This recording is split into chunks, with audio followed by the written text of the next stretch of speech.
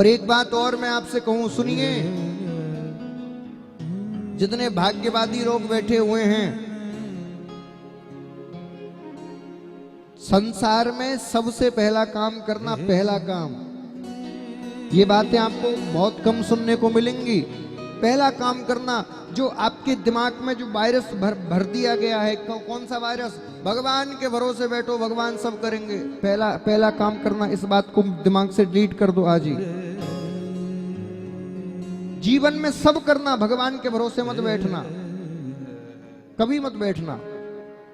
जो व्यक्ति भगवान के भरोसे बैठा रहता है जीवन भर दुख पाता है,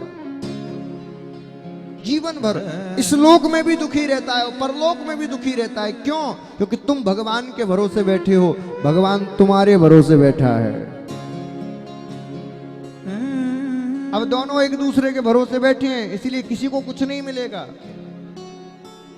तुम भगवान के भरोसे बैठे हो, भगवान कृपा करेगा, देगा तो करूंगा, है ना? और भगवान तुम्हारे भरोसे बैठा है, तू करेगा तो मैं दूंगा, तू करेगा तो दूंगा। और तुम किस लिए बैठे हो? भगवान देगा तो करूंगा। मेरी बातों को ध्यान से सुनना, ये आपको किसी वेद शास्त्र पुराण में नहीं मिलेंगी। मैं लिखी लिखाई बात नहीं कहता, मैं अनुभव की बात करता हूं। जो परमात्मा की कृपा से प्राप्त होता है वो कहता हूं आपसे। भगवान ने कितनी बार कहा है, मैं किसी को ना सुख देता ना दुख देता, को न कहू सुख दुख कर दाता, निज कृत कर्म भोग सुन भ्राता। भगवान की भक्ति करने से, पूजा करने से आप सोचो कि आपके दुखों की निवृत्ति हो जाए, तो ये झूठी बात है, नहीं होती।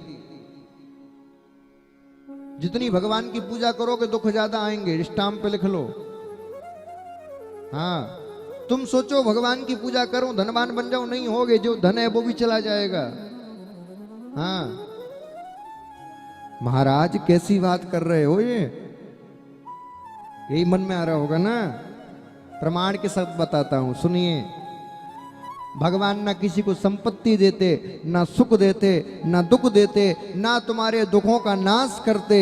भगवान क्या करते हैं? भगवान एक काम करते हैं। बोले क्या? भगवान कहते हैं जो मेरी भक्ति करता है, जो मेरी शरण में रहता है, मैं एक काम करता हूं। क्या? बोले सुख दुख में उसका साथ बना रहता हूं, उसके मन को कभी हताश नहीं होने देता, उसके अंदर ऊर्जा भरते रहता हूं, उसके मनोबल को गिरने नहीं देता। बस इतना काम मेरा है। आपके मनोबल को नहीं गिरने देंगे। तुम सोचो कि तुम्हारी दुकान में जाके बैठ जाएं, वो नहीं करने वाले। तुम्हारी अंदर इतना मनोबल भर देंगे, इतना मनोबल भर देंगे कि तुम हर काम को कर सको।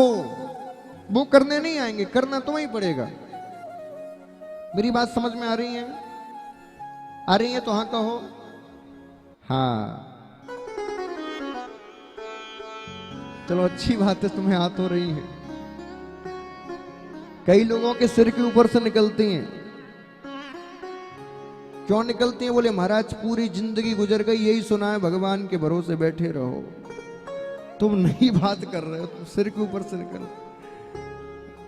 बात ऐसी करनी चाहिए जो तार्किक हो, तर्क संगत हो, जो जीवन में हम धारण कर सके।